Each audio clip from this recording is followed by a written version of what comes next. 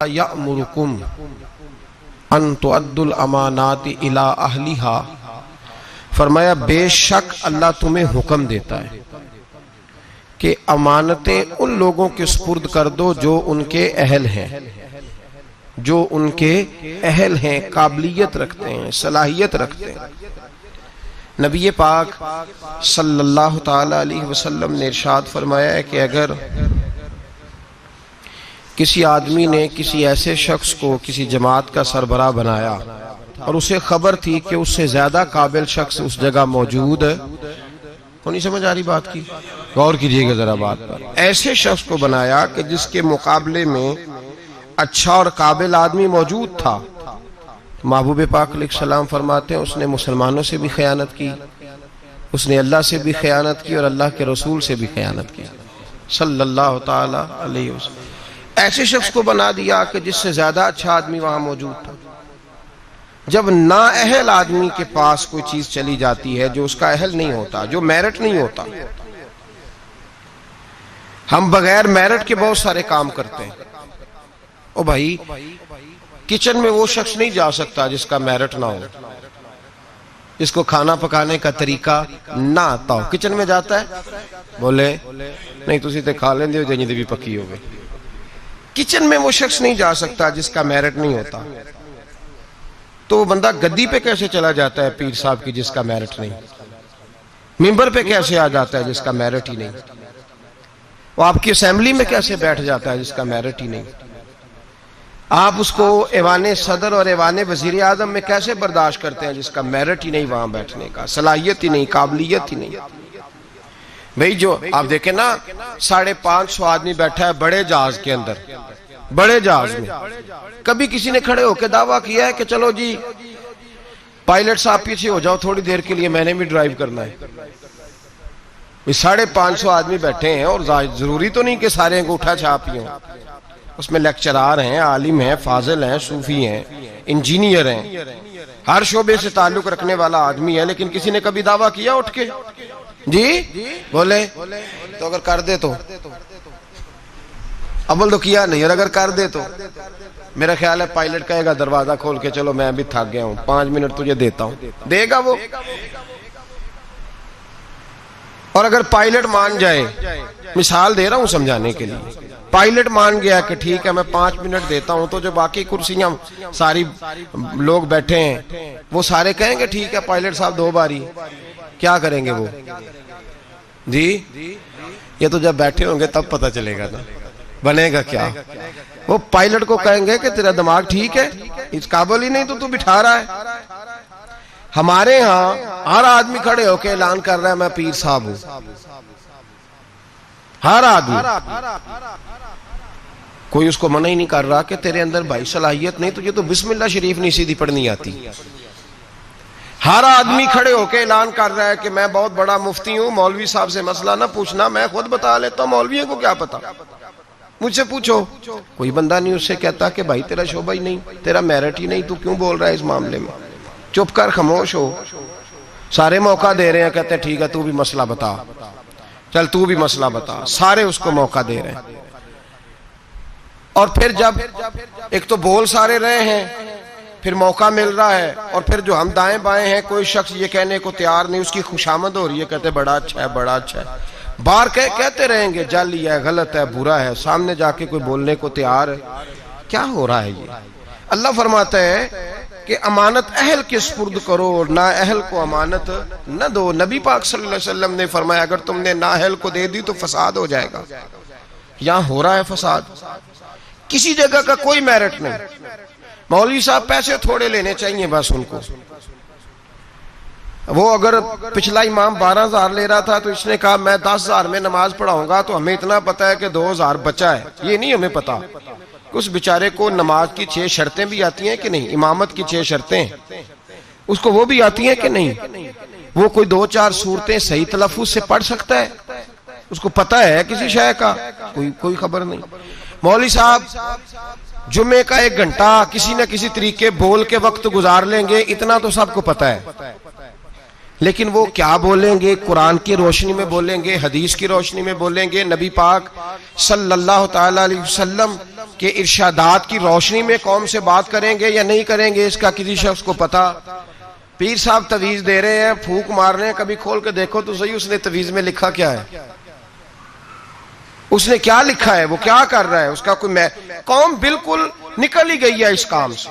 اس کا نقصان یہ ہوا ہے کہ ہر شعبے میں غلط آدمی، اللہ معاف کرے، ہر شعبے میں ایسے لوگ فٹ ہو گئے جو بالکل انفٹ تھے، بالکل کوئی دور دور تک ان کا تعلق نہیں تھا، اور ہم نے اپنے ساتھ بڑے لوگ فٹ کیے ہوئے ہیں جو انفٹ ہیں۔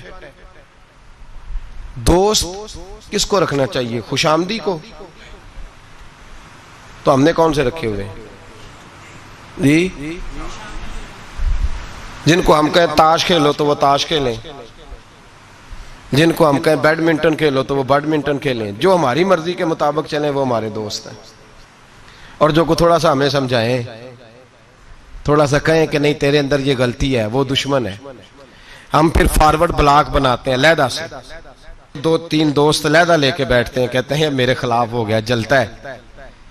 ہمیشہ سمجھدار آدمی دوست مشیر ہوتا ہے، دوست کے اندر صلاحیت ہوتی ہے، دوست جو ہوتا ہے وہ آپ کو لے کے چلتا ہے۔ میرے نبی پاک صلی اللہ علیہ وسلم نے فرمایا المرء علی دین خلیلہ، انسان اپنے دوست کے مذہب پر ہوتا ہے، وہ اپنے دوست کے، جو اس کے دوست کا مذہب ہوگا وہ اسی کا مذہب ہو جائے گا۔ اتنا بڑا درجہ دیا، ہم نے کبھی سوچا ہی نہیں، جو آیا جس نے کہا چودھری صاحب، سیٹھ صاحب، علامہ صاحب، بلے بلے کیا بات ہے، ابے کے خلاف ہم بات کرنے لگے تو وہ اس میں شامل ہو گیا، اماں کے خلاف بولنے لگے تو وہ اس میں شامل ہو گیا۔ ہم نے یہ کبھی سوچا ہی نہیں کہ یہ تو ہمارا نقصان کر رہا ہے، یہ تو ہمیں بڑی دور لے کے جا رہا ہے، اس کا تو میرٹ ہی نہیں تھا میرا دوست بننے کا۔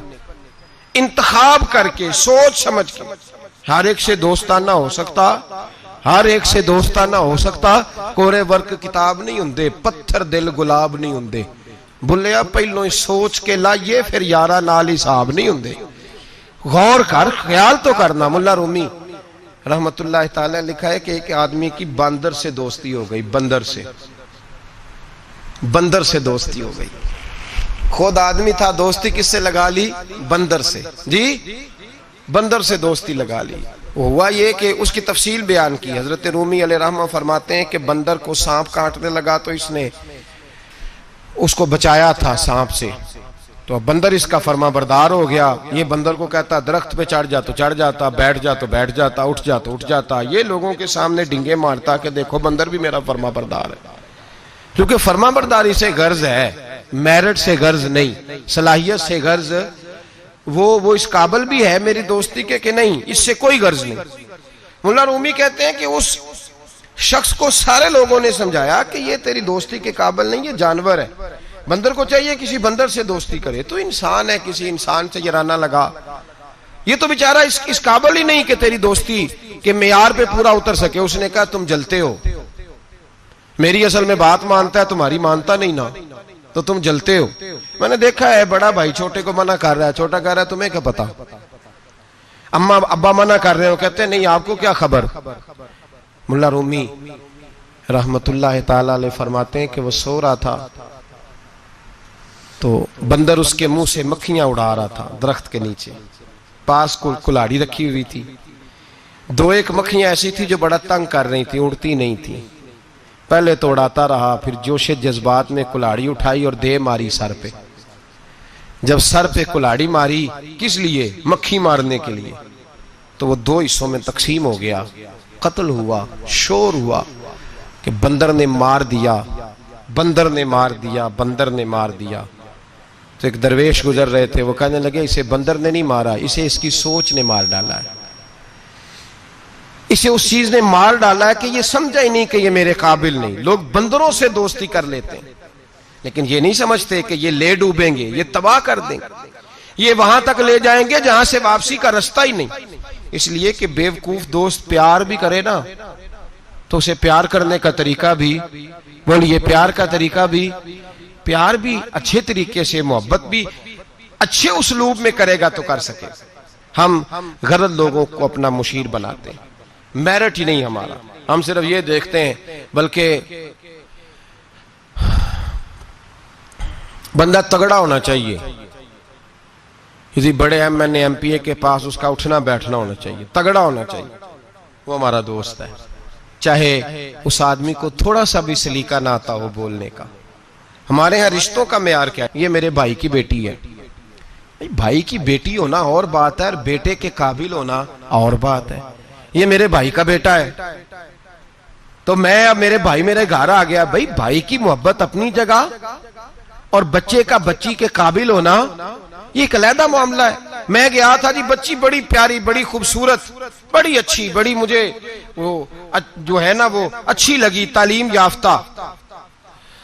ایک جملے میں ساری بات کہہ دوں گا, اگر آپ کی سمجھ میں آ گئی تب بھی ٹھیک ہے, نہ آئی تو تب بھی ٹھیک ہے.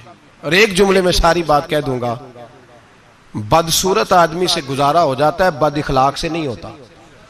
بس ایک جملے میں, وضاحت نہیں کروں گا. بدصورت سے گزارا ہو جاتا ہے, بد اخلاق سے یاد رکھ لیں.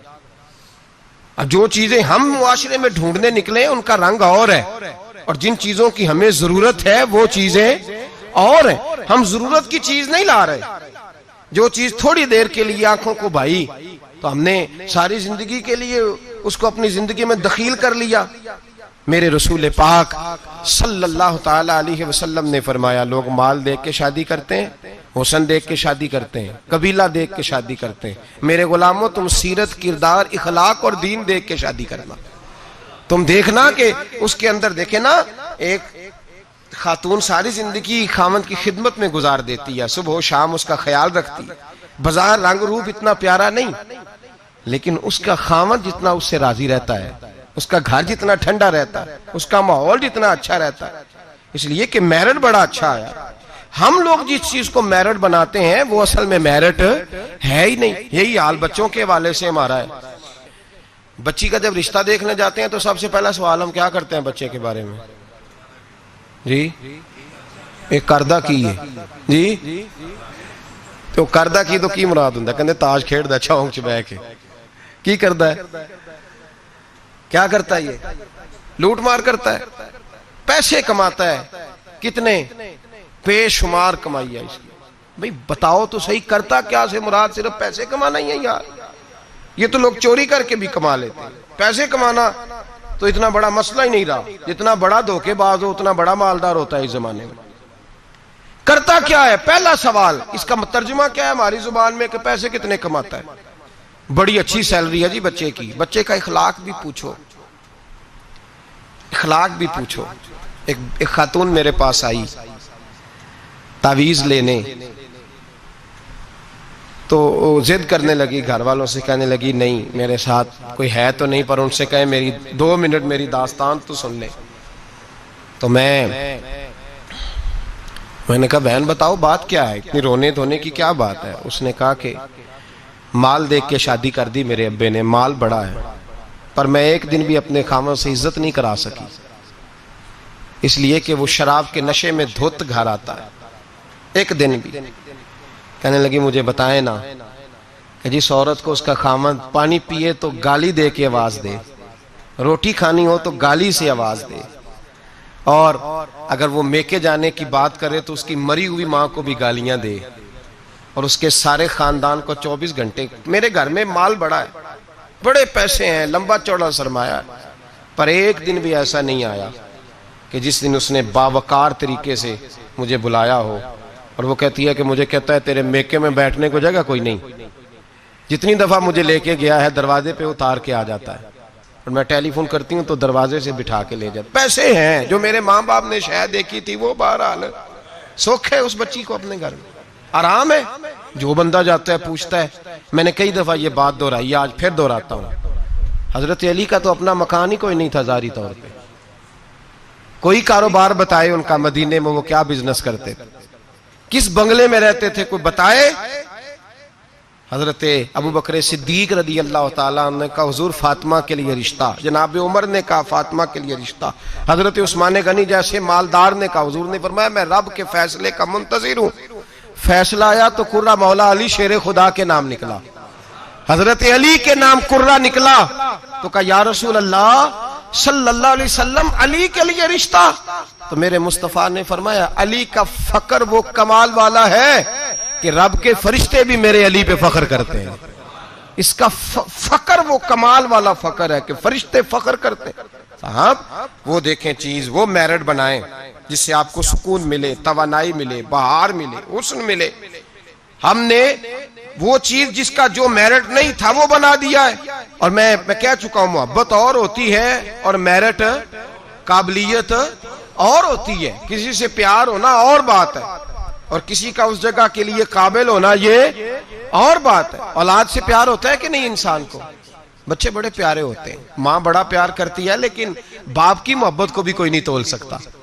زندگیاں باپ ہی گزار دیتا ہے پردیس میں اولاد کے لیے. صبح سے شام تک دھوپ میں باپ ہی کھڑا ہوتا ہے اولاد کی خاطر. باپ جدوجہد کرتا ہے، زندگی جوانی دیتا ہے اولاد کو. خواجہ معین الدین اجمیری کے 14 بیٹے تھے. کتنے؟ سارے بولیے. نہیں بولے سارے، آپ سارے بولے. کتنے بیٹے تھے؟ تو کوئی ایک نام بتائیں کسی بیٹے کا. کتنے بیٹے تھے؟ ایک کا نام بتائیں. خلیفہ کا نام بتائیں. خواجہ قطب الدین بختیار کاکی.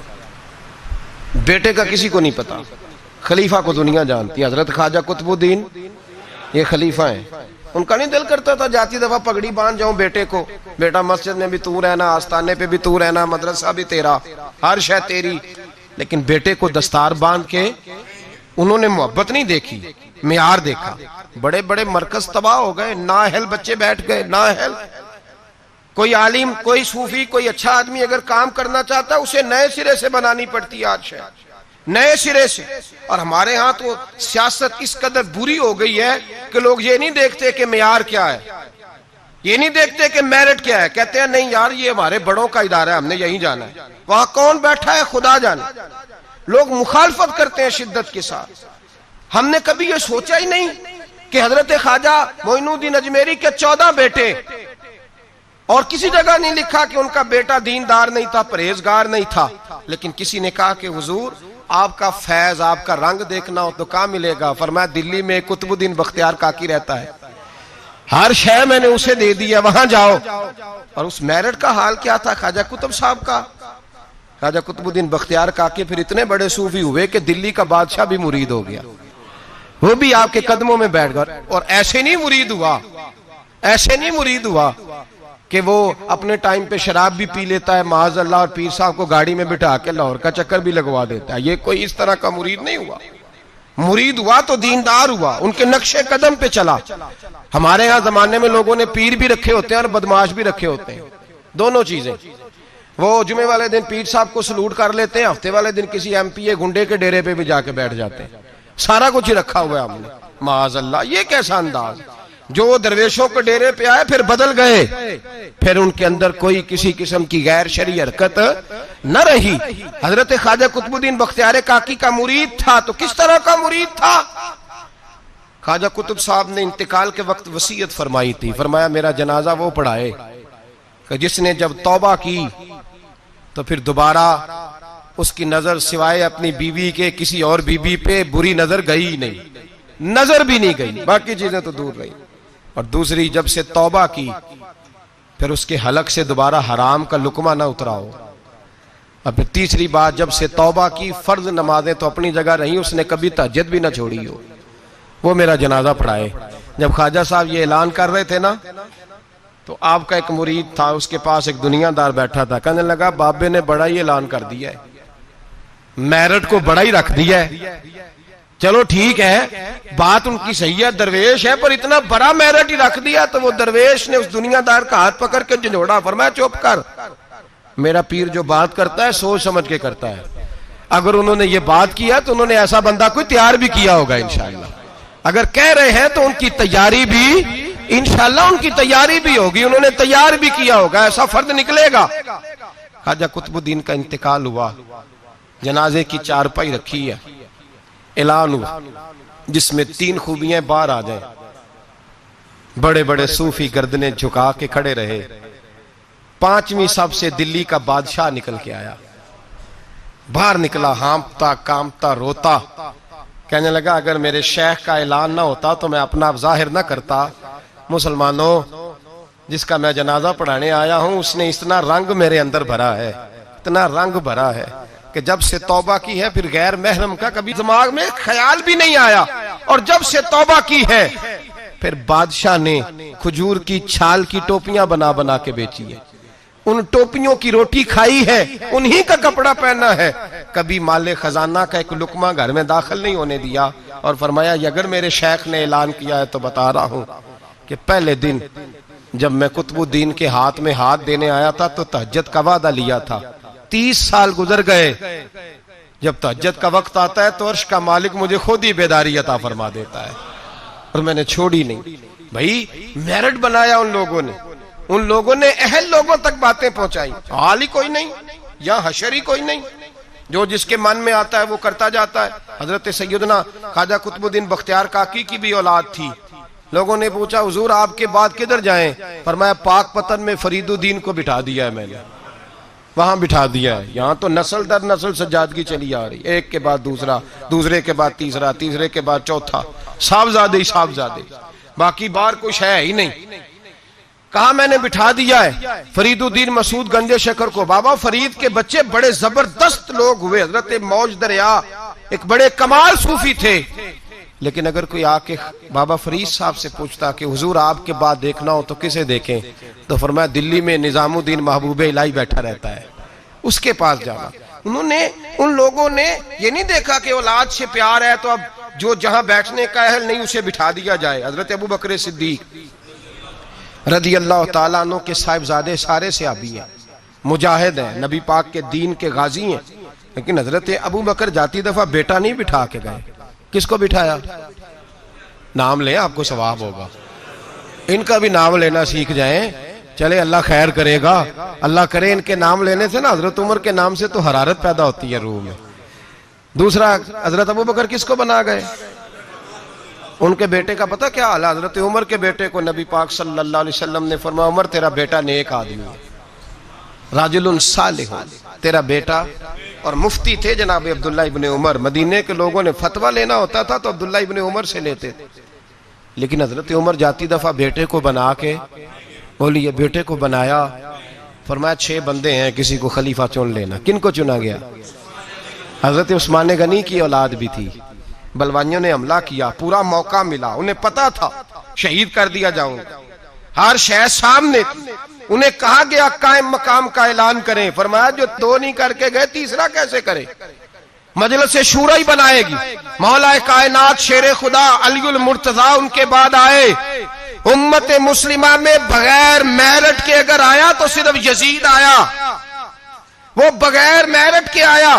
حضرت سیدنا امیر معاویہ رضی اللہ تعالیٰ عنہ کی نشست پر، اس منبر پر جس منبر پر حضرت جناب ابو بکر صدیق، فاروق اعظم، مولا علی، عثمان غنی بیٹھا کرتے تھے، اس منبر پر جب ایسا شخص بٹھایا گیا جو اہل نہیں تھا، جس کا میرٹ نہیں تھا، جس کا بنتا نہیں تھا آنا، جو اس امانت کا اہل نہیں تھا، جب امت کے اندر انتشار آیا اور وہ شخص بیٹھا جو اہل نہیں تھا، تو پھر نقصان یہ ہوا کہ امام حسین جیسے لوگوں کی گردنیں کاٹ کے نیزے پہ لٹکا دی گئی۔ یہ میرٹ نہ ہونے کا نقصان یہ ہوا کہ رسول اللہ کا خاندان کاٹا گیا۔ پھر حضرت زینب روئیں اس نااہلی کی وجہ سے، پھر میرے مصطفیٰ کا گھرانہ تڑپا، اور حضرت امام زین العابدین نے کربلا کے میدان میں کھڑے ہو کے جو آواز دی تو مدینے تک صحابہ کی چیخیں نکلی، یا رحمت للعالمین ادرکنی زین العابدین۔ پھر اتنا نقصان ہوا امت کا، اتنا جس کا خمیازہ آج تک امت مسلمہ بھگت رہی ہے۔ نااہلوں کو سپورٹ کرنے والی قوم یاد رکھے، اور اپنے گھر کی 4 دیواری سے لے کر اعلان حکومت تک ہر نااہل آدمی کو محبت کی بنیاد پر آگے لگانے والے لوگ یاد رکھیں کہ نااہلوں کا خمیازہ بڑا سخت ہوتا ہے، بڑی دور تک بھگتنا پڑتا ہے۔ نااہلی کی حد ہے۔ 14 اگست منائی نا مسلمانوں نے، کیسے؟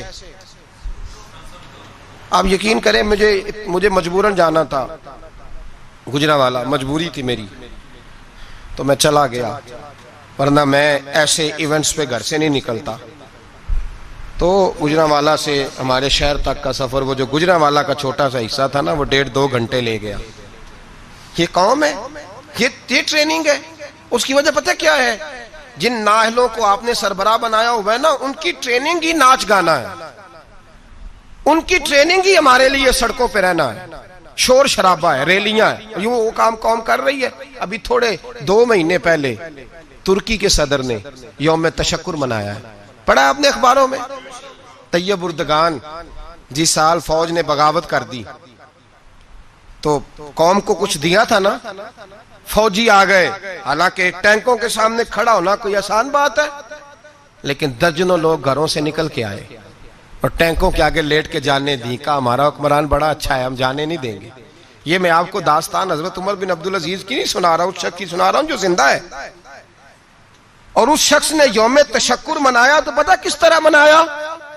اس نے کہا صبح سے لے کے دوپہر تک قرآن پڑھا جائے گا اور عصر سے لے کر مغرب تک ذکر کیا جائے گا، اور فرمایا جب عشاء کی نماز ہو جائے تو میرا سارا ترکی مدینے کی طرف منہ کر کے کہے الصلاۃ والسلام علیکہ یا رسول اللہ، الصلاۃ والسلام علیکہ یا رسول۔ اور یہ والا درود اس نے لکھ کے دیا، لکھ کے۔ پہلے تو میں ان سے پوچھتا ہوں جو کہتے ہیں یہ درود پڑھنا کفر ہے، ترکی تو ہو گیا نا کافر سارا ہی، تو معاذ اللہ نکل گئے، تمہارے فتوے کی زد میں آ گئے۔ الصلاۃ والسلام علیکہ یا رسول اللہ، اس نے کہا یہ یوم تشکر ہے، پوری قوم نے رات کو پڑھا، اور جب اس نے اعلان کیا تو علماء اہل سنت نے فیصلہ کیا تو بھی پڑھے گا تو ہم بھی تیرے ساتھ پڑھیں گے۔ پورے ہندوستان میں پڑھا گیا، پاکستان میں، ہماری اس مسجد میں۔ میں نے منسوخ کی مصروفیت اور رات کو دوستوں سے کہا نا یار ہم بھی مل کے پڑھیں گے الصلاۃ والسلام علیکہ۔ او بھائی یہ آپ کا پڑوسی ملک ہے ترکی، یہ قریب ہے آپ کے، وہ یوم تشکر مناتا ہے تو درود پڑھ کے، اور آپ لوگ اتنے بڑے۔ وہ میں رات بھی مصروف رہا، صبح فجر کے بعد بھی ایک جگہ مجھے جانا تھا، میں آ کے لیٹ گیا، اتنے بڑے باجے بچوں کو خرید کے دیے بڑوں نے، لو یوم آزادی منا لو۔ یہ کون سی یوم آزادی ہے؟ یہ جشن منا رہے ہو؟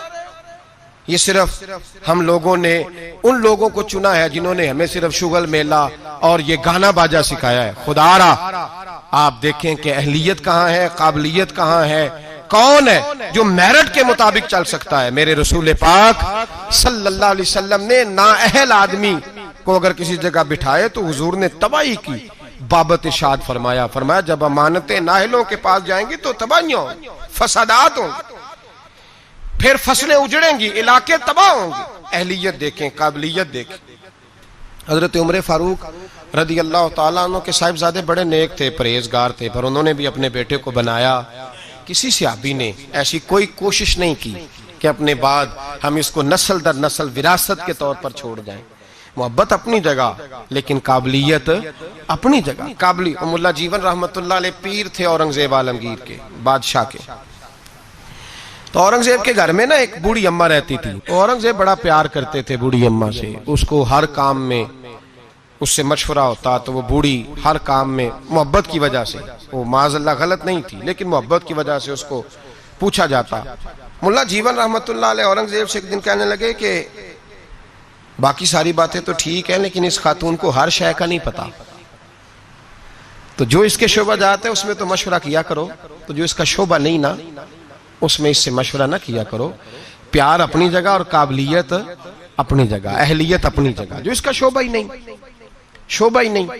اب کوئی فقہ کا عالم جا کے اپنی اماں سے کہے کہ میں نے 2 اصول فقہ لکھنے ہیں تو بتائیں کیا کروں، امام شافعی سے لوں کہ امام مالک سے لوں، تو اماں بھی یہی جواب دے گی کہ بیٹے مجھے پتہ ہی نہیں۔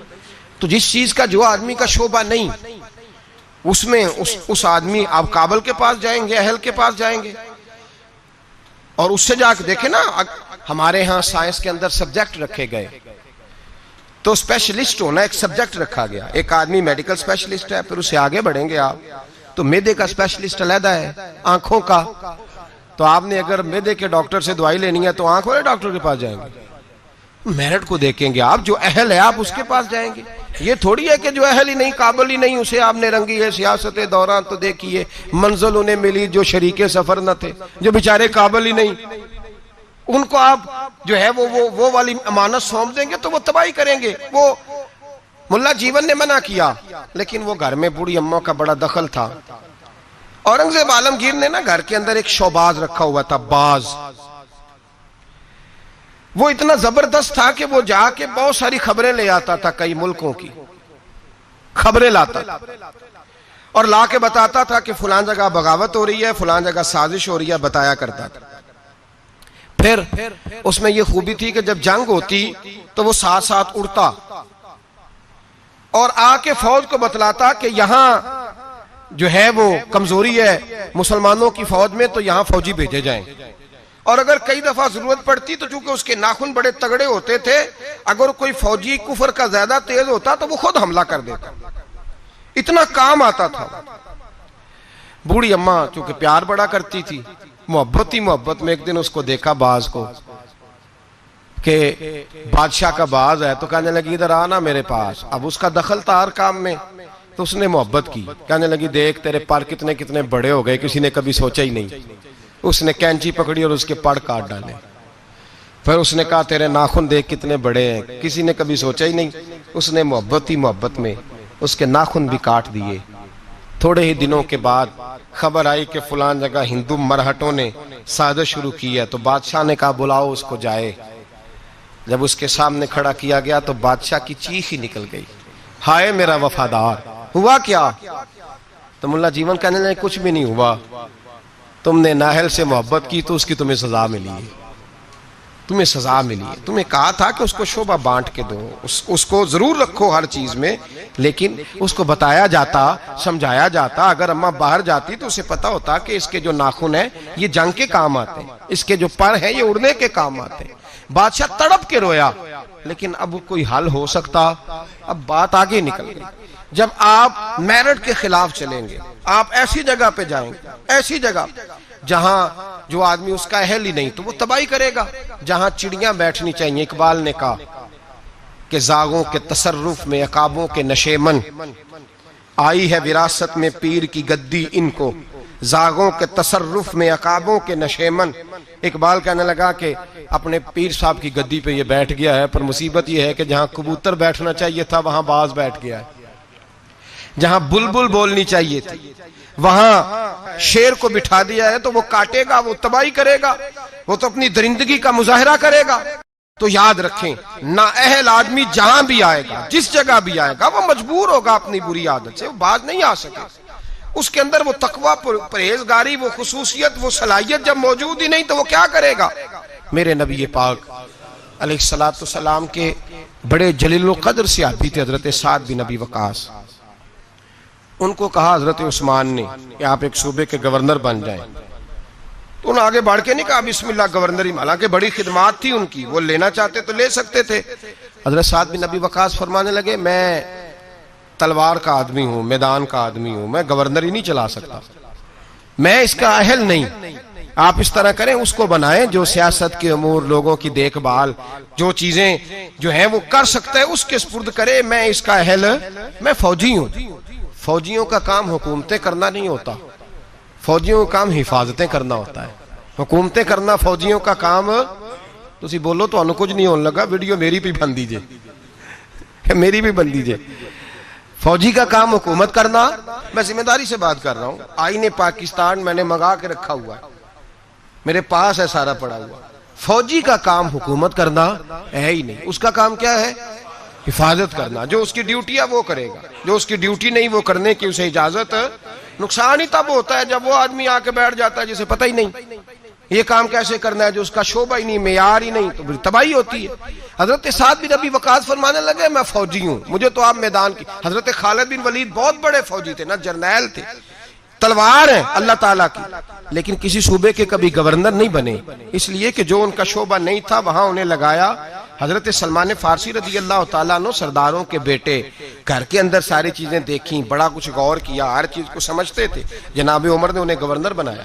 حضرت ابو ہریرہ میں بڑی زبردست صلاحیت تھی، حافظہ بڑا مضبوط تھا، محنت کے بڑے قائل تھے، اپنے اندر جد و جہد رکھتے تھے، شوق تھا، ان کو گورنر بنایا گیا۔ جو آدمی جس چیز کا اہل تھا، اور ایک تاریخ کا ایسا حوالہ دوں گا شاید اس موضوع پر یہ آخری بات ہو، حضرت سیدنا ابو ذر غفاری رضی اللہ تعالی، جاگ کے سنیے، جاگ کے، اور اس پہلو پہ غور کیجئے گا ذرا۔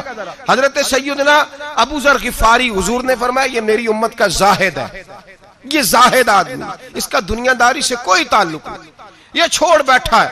حضرت ابو ذر غفاری آئے، اور حضور کے سامنے کھڑے ہوئے اور بہت سارے صوبوں کی حالت زار بیان کرنے لگے. یا رسول اللہ صلی اللہ علیہ وسلم اس صوبے کی بھی بڑی خستہ حالت ہے, اس صوبے کی بھی, اس صوبے کی حالت زار بیان کر کے کہنے لگے حضور مجھے گورنر بنائیں, میں حالات صحیح کر دوں گا.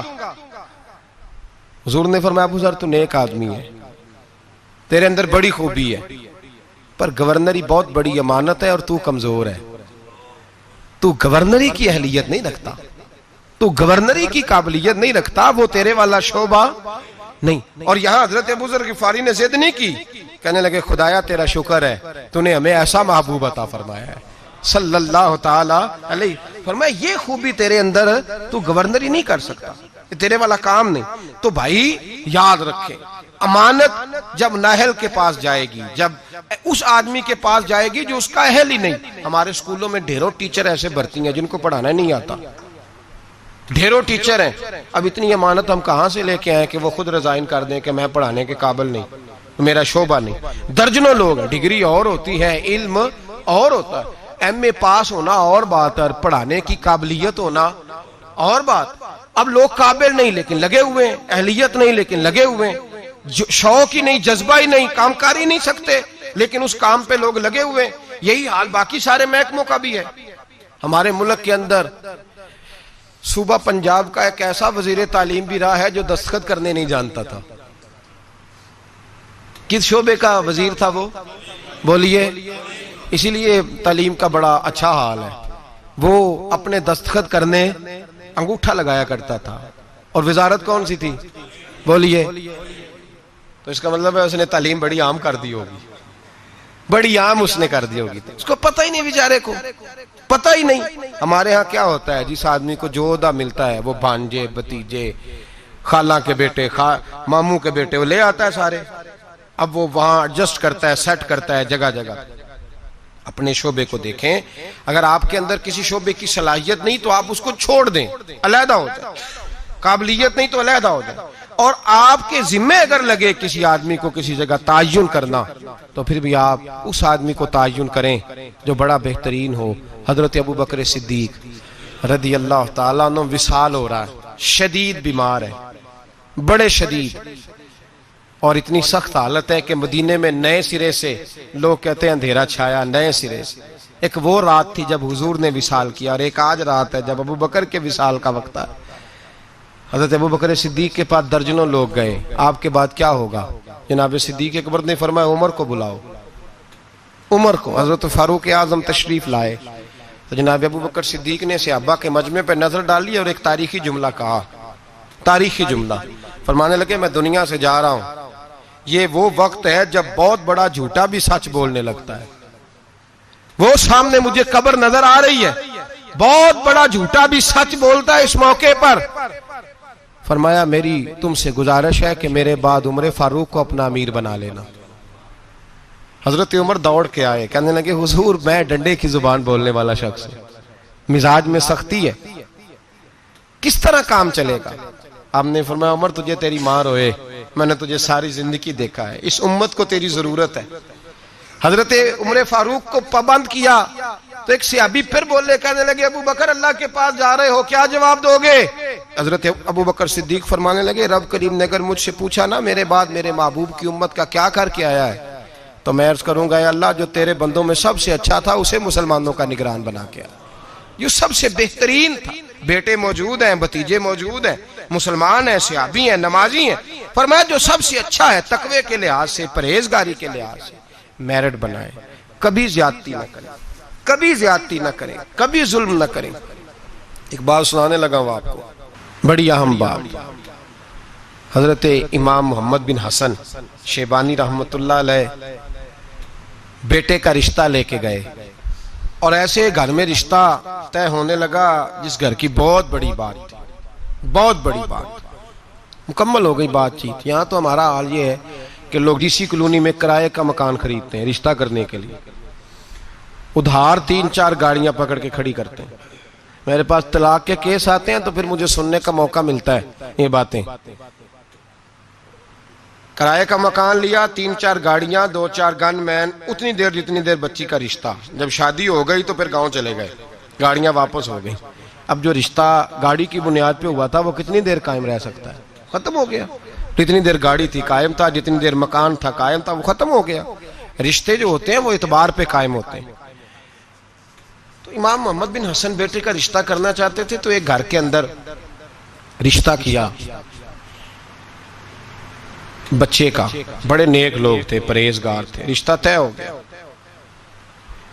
ایک شام امام محمد بن حسن شیبانی ان کے گھر گئے تو فرمانے لگے تمہاری بیٹی کو کتنے رشتے ملتے تھے؟ انہوں نے کہا حضرت سارا بغداد جتنے معززین نیک لوگ تھے سب رشتہ دیتے تھے, لیکن جب آپ کے گھر کا پتہ چلا تو آپ کی بزرگی, آپ کی محبت, آپ کا پیار, آپ کا وقار, دبدبا, ہم نے سوچا کہ اگر امام صاحب کے گھر میں بیٹی چلی جائے تو کیا بات ہے. آپ فرمانے لگے تم اپنی بیٹی کی شادی کہیں اور کر لو. کہ حضور کیوں؟ فرمانے لگے تم نے مجھے دیکھ کے رشتہ دیا ہے, بیٹا دیکھ کے نہیں دیا. تو میں تو بوڑھا آدمی ہوں, کسی وقت بھی دنیا سے چلا جاؤں گا, اس نے تو بچی نے تو وہاں وقت گزارنا ہے. کہ حضور ہمیں قبول ہے. فرمایا نہیں, میرے بیٹے میں خامی ہے, تم اس کا رشتہ کہیں اور کر لو. کا وجہ؟ فرمایا تم کر لو, تمہیں کہا نا. کہ حضرت بتائیے تو صحیح. فرمایا میرے بیٹے میں خامی یہ ہے, اسے نیند بڑی آتی ہے تو عشاء سے پہلے سو جاتا ہے, وہ نماز نہیں پڑھتا, سو جاتا ہے, 4 پڑھتا ہے, عشاء رہ جاتی ہے.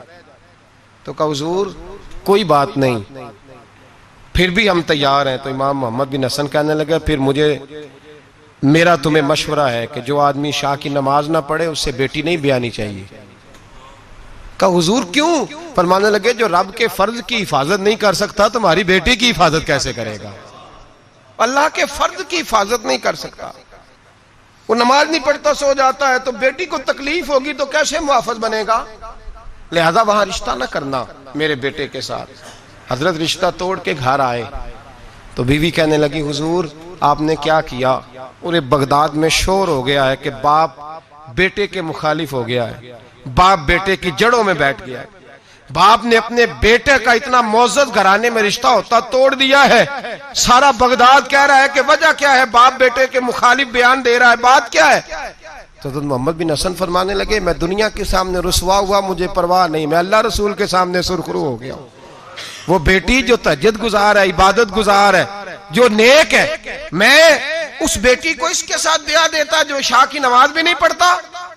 فرمایا مجھے پتا ہے کہ اس گھرانے میں رشتہ کرنا بہت بڑے اعزاز کی بات ہے, لیکن میں وہ امانت نااہل کے سپرد نہیں کر سکتا, میں نے منع کر دیا. اور میرے بھائی جھوٹ بولتے ہیں لوگ اپنے بیٹے کی خاطر, جھوٹ بولتے ہیں اور پھر پتہ کیا کہتے ہیں؟ پہلے جھوٹ بولتے ہیں, ناراض ہونا ہو تو ضرور ہوئیے گا, پہلے جھوٹ بولتے ہیں, بڑا بائی اخلاق ہے, بولتا ہی نہیں, پھر کہتے ہیں تمہارا میاں بیوی کا معاملہ ہے. تو رشتہ طے کرتے وقت بھی میاں بیوی کو کہنا تھا آپس میں طے کر لیتے, نکل گئے آرام سے. بیٹی کی عظمتیں بیان کرنے کی باری تھی تو کہتے رہے کہ رابعہ بصری ہے, اس وقت تو کہتے رہے کہ یہ کیا بات ہے اس کی, یہ تو حضرت بایزید کی اماں کی طرف پرہیزگار ہے. اور جب سسرال والوں نے شکایت کی, لڑکے نے آ کے کہا کہ سمجھائیے تو کہا تمہارا میاں بیوی کا معاملہ ہے. کیسی بات کرتے ہو؟ تم نے نااہل کے سپرد کر دیا, اہل کو ظلم کر دیا. میں نے وہ بیٹیاں دیکھی ہیں جنہوں نے رو کے وقت گزار دیا, اور وہ بیٹے دیکھے ہیں, وہ بیٹے دیکھے ہیں جو باپ کی ضد کی بھینٹ چڑھ گئے, جو ماں نے دوپٹہ رکھ دیا پیروں پہ, تو نے میری مرضی سے نہ کیا تو مر جاؤں گی, اور اماں پھر پردے میں چلی گئی اور تباہ کر دیا اس بچے کو. ہم یہ سوچتے ہی نہیں کہ میرٹ نہیں, اہلیت نہیں, قابلیت نہیں. اور یہ ظلم جو ہم گھر میں شروع کرتے ہیں, یہی ظلم ہم نے اینڈ سیاست تک کیا. پھر یہ دیکھا کہ محلے کا چودھری میرے گھر آ گیا, یہ دیکھا ہی نہیں کہ قوم کے لٹیرے کو سربراہ بنانے لگا ہے. یہ صرف اتنا دیکھا کہ 2-4 بڑے بڑے لوگ میرے گھر آ گئے, یہ دیکھا ہی نہیں کہ ڈاکو, چور, ظالم, خائن اور سارے کھرے چوری کے جس کے گھر جاتے ہیں اسی کو نگرانے والا مان لیا. یہ دیکھا ہی نہیں, سوچا ہی نہیں, یہ کبھی خیال ہی نہیں کیا کہ کس کے حمایتی بننے لگے, کبھی خیال ہی نہیں آیا ہمیں. سفارش بہت بڑی ذمہ داری ہوتی ہے. ہم جس کی مرضی کر دیتے ہیں, جس کے حق میں مرضی بول لیتے ہیں, جو مرضی ہم سوچ لیتے ہیں. میرے نبی پاک صلی اللہ علیہ وسلم نے معیار کی بات فرمائی, معیار کی. اسلام مقدار کا تو قائل ہی نہیں, اسلام تو معیار کا قائل ہے. مقدار کیا ہوتی ہے؟ زیادہ ہونا کو بات ہے, معیاری ہونا بات ہے. معیاری میرے رسول پاک صلی اللہ تعالی علیہ وآلہ وسلم. آج یہ بھی ایک مجمع ہے نا جی, وہ پیر صاحب کے مرید بڑے ہیں, اس پارٹی کے ممبر بڑے ہیں, اور آپ کے ملک میں نظریاتی لوگ تو ویسے ہی ختم ہو گئے, نظریاتی لوگ ختم ہو گئے. اب تو جس پارٹی میں رش زیادہ ہوتا ہے سارے ایم پی ایم میں نے ادھر ہی چلے جاتے ہیں. یہ نظریاتی نہیں ہوتے, یہ رش کے لوگ ہوتے ہیں. یہ کل رش کا ہی ہو. ملا رومی رحمت اللہ تعالی علیہ آپ فرماتے ہیں ایک درویش گزر رہے تھے, تو ایک وہ کھانا کھا رہے تھے, منہ میں لقمہ تھا, تو بوٹی کھا کے باقی ہڈی پھینکی تو کتا ان کے پیچھے لگ گیا. بڑا پیارا, بڑا خوبصورت تھا, بڑا معیاری تھا. تو حضرت نے روڑا مار کے پیچھے بھگا دیا. آپ کے ساتھ خادم تک کہنے لگے حضور اتنا پیارا کتا ہے اور آپ کے پیچھے لگا تھا, تو آپ کے بچے خوش ہوتے, گھر جاتا تو مجھے بڑا پیارا لگا ہے. آپ فرمانے لگے مفت میں پیچھے لگتا تو وفادار تھا, یہ تو ہڈی دیکھ کے پیچھے لگا ہے. مجھ سے کوئی اچھی ہڈی ڈالے گا تو اس کے پیچھے لگ جائے گا, تو مجھے وفادار کی ضرورت ہے, ہڈی والے کی ضرورت نہیں ہے. پر میں کسی اور کے پیچھے لگ جائے گا, کیا ضرورت پڑی ہے اس کو پیچھے لگانے. یہاں نظریاتی لوگ تو ختم ہو گئے, وہاں رش زیادہ ہے. اور اب ایک اور لوگ سوال پوچھتے, کہتے وہ اتنے بندے جا رہے ہیں سارے غلط ہیں, فلانی جماعت میں اتنے بندے زیادہ لوگ ادھر ہیں تو سارے غلط ہیں. بھائی کافر آج بھی زیادہ ہے دنیا میں, کفر آج بھی زیادہ ہے. اگر تعداد پہ جاؤ گے تو کیا پھر اکثریت کو صداقت کی دلیل قرار دے دو گے؟